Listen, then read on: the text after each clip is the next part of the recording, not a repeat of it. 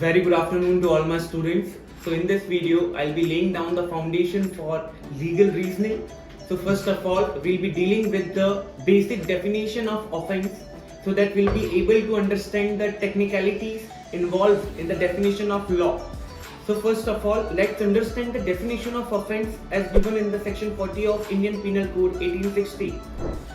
Any act or omission made prohibited by law for the time being in force. So let's break it down into three parts.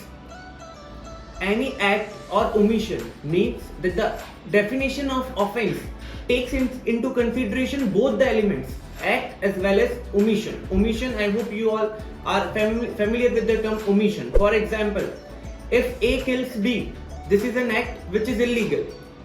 Second, if you are not filing the income tax return or if you are failing to wear helmet, so this is a omission of a legal duty that has been imposed by the law.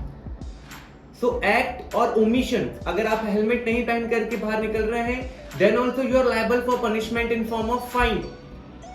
अगर आप किसी को grievously hurt करते हैं या आप किसी के साथ कोई illegal act commit करते हैं किसी के against में, then that particular act is punishable. So any act or omission made prohibited by law. So these all are the words which denotes the same meaning.